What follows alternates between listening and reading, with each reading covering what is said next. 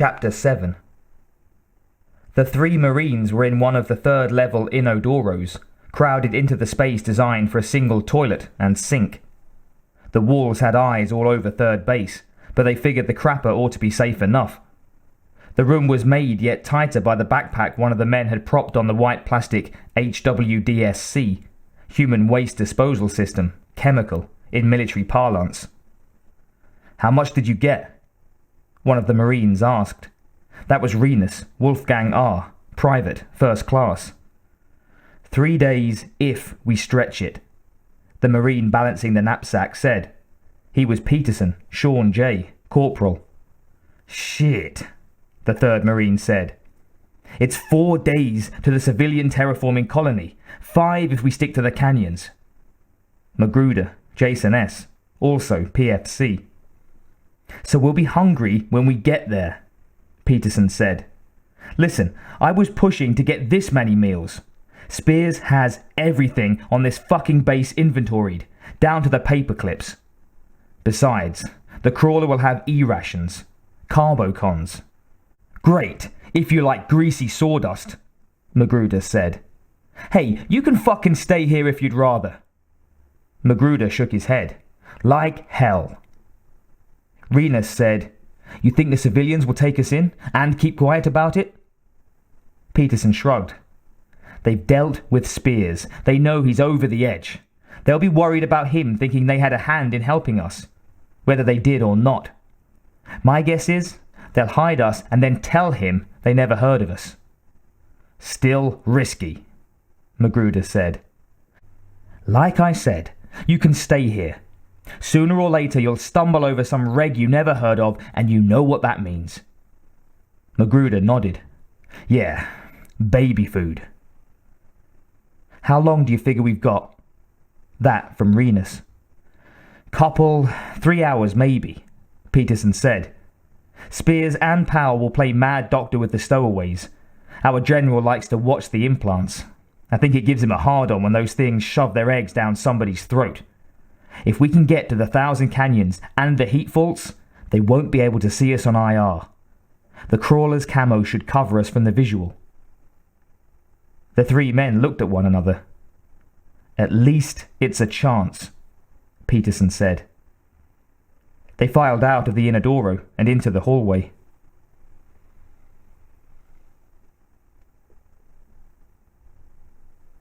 At the South Lock, Patton, Robert T., PFC, was on security. He leaned against the wall, his carbine propped at an angle next to him. He looked up, saw somebody approaching. He smiled, but didn't bother to assume any kind of guard-ready position. Sloppy work, but he doubtless had the same attitude about lock duty as most Marines. You couldn't get in from outside, unless you had the admit codes, and if you did, you were okay. You could get out, but who would want to? The planetoid wasn't what you'd call a pleasure dome now, was it? "Hey, Renus, you come to keep me company?" Renus drew near. "Take some more of your money playing cards, you mean?" "Nah, I wish. Decker sent me to relieve you. Circulating pumps on 4 are showing red in the backup chamber. Guess who is the only qualified pump tech on duty?" "Fuck," Patton said. "Red means automatic suit up. Why didn't somebody call when the cocksucker went yellow?" "Don't ask me, Bobby. I don't run things around here." Patton pushed away from the wall, stepped across the hallway towards the computer terminal inset into a panel at chest level. "I'll punch it into the security comm and it'll be all yours, pal. Can't be too careful these days." The guard couldn't see Renus pull what looked like a sock full of something heavy from under his shirt. "Sorry, Bobby," Renus said. "Huh?" Renus slammed the sock down on Patton's head. It made a sound like a thick rope slapping a plastic barrel full of liquid soap. Tiny slivers of grey flew from the sock on impact. Lead shavings, sparkling like glitter under the overhead lights, drifted onto the unconscious man's down form. "Let's go!" Renus yelled. Peterson and Magruder came running up. Each of them had a carbine. Renus grabbed Patton's weapon. They had the codes for the inner lock door and cycled it open quickly. The outer door's codes were something else. While Peterson took a stab at the computer override, Magruder pulled climate suits from the racks. He and Rena shrugged their way into the suits. "Not gonna happen," Peterson said. "Security seals are dogged down tight. We'll have to burn the sucker. I'm trashing the alarms." Magruder, his helmet in place, the suit tabbed shut, nodded and moved to the door. He pulled the plasma cutter he'd stolen from Supply and thumbed the cutter up to full. "Watch your eyes," he said. The brilliant plasma jet spewed, turning the inside of the lock into a noon on a desert sun. Peterson kept his eyes covered until he got his climate suit on and the polarized faceplate snapped down. It didn't take long. The security bars were designed to keep people outside from getting in, and the plasma jet ate through them, almost as fast as Magruder could move the welder. Durasteel went bright orange, then flowed molten, and fell in fat drops. "That's it! That's the last one! Go! Go! Go!" The locked door started to open, then ground to a stop with a shriek still audible in the escaping air, stuck where a flange of partially melted metal caught in the frame. But it was wide enough for the men to get through. They clambered from the station into the cold darkness and ran towards the motor pool. The gravity generators extended the field outside the domes for 100 meters around, so they didn't bound into space. The trio of deserters piled into the first crawler they reached.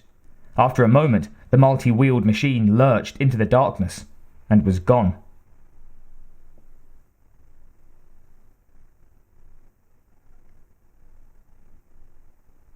Spears leaned back in his chair, watching the video on his holoproj. "Replay Security Cam 77, 0630 hours. The air above his desk lit with the images of the 3 Marines in the loo. "Increase volume 1/8, continuous tracking." He watched it again, listened to the 3 Marines plotting their desertion. When they left the toilet stall, another hidden cam just outside the Inodoro picked them up without missing a beat. The scene at the security station played itself. The downed guard didn't get any sympathy from Spears. If he'd been doing his job, he would have stopped the deserters. Well, there was a place for men like that guard, down in the hatchery. Spears watched with interest the burnout through the locked door. They moved as well as a team, the trio. Too bad they chose treason instead of duty. "General?" Spears glanced up from the projector to the door. "Come!" The door opened and Powell stood there.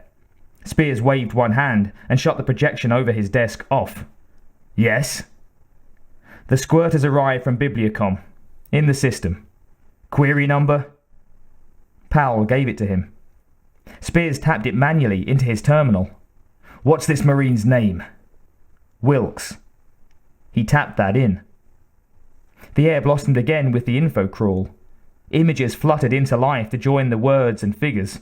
A practiced speed reader, Spears scanned the material. "Well, well. We sure this Marine is the same one in Isomed?" "Got a positive ID from his magnetic femur implant. It's him." "This sergeant has had more hands-on experience with the wild strain aliens than just about anybody, except that civilian. What's her name?" "Ripley, sir." "Right. Nobody knows where she is, but we've got Wilkes right here. How's that for luck? Fate smiles on us, Powell." "Sir. And if you'll scan the android's file, you'll see another coincidence, sir."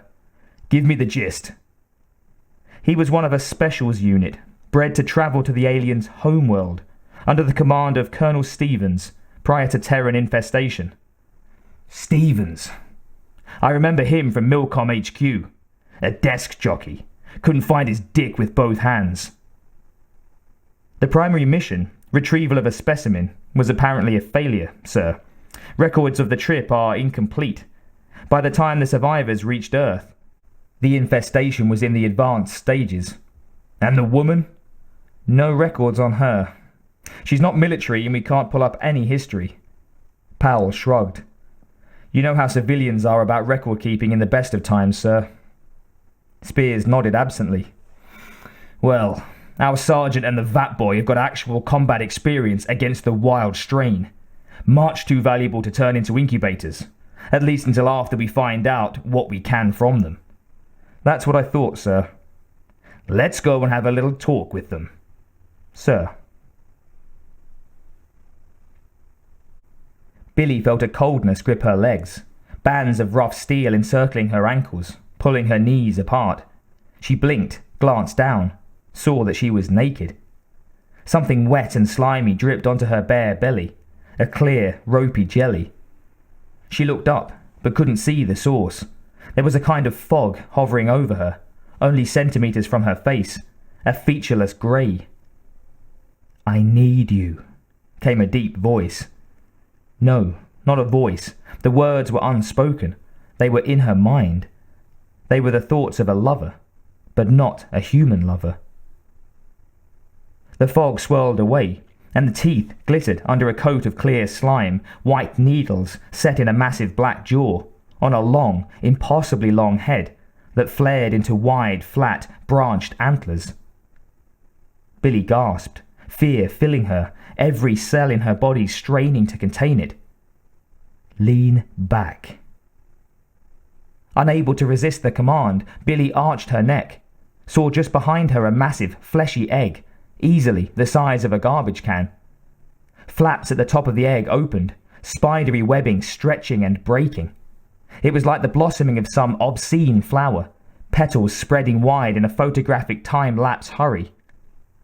Crab-like legs reached over the folded flaps, long, fleshless finger bones with sharp tips, questing, exploring, looking for something. Looking for Billy. She opened her mouth to scream, and a glob of the slime from the monster above her fell onto her chin, oozed into her mouth, over her cheeks, into her eyes. Billy tried to swallow, but it was too much. "I need you." The monster's thoughts tried to soothe. "Do not be afraid. It will be good." "No!" Billy came up on the cot, yelling the word. "Easy, easy," Wilkes said. He was next to her, holding her shoulders, and on the floor, balanced on one hand, the other hand on her leg, Mitch. Billy blew her breath out in a big sigh, shook her head. There was no need to say it. Wilkes knew. He dreamed too. She looked at Mitch. Did androids dream? "Up and at 'em, people!" came a voice from the entrance to the cell. A pair of armed Marines stood there. "The General wants to see you," one of them said. "Tell him our calendar is full," Wilkes said. The Marines grinned. The same one said, "Not me, Sarge. You tell him. Move out!" He waved the carbine. Wilkes looked at Billy and Mitch and shrugged. "Well, since you insist." With Billy pushing Mitch on his cart, the three of them left the cell.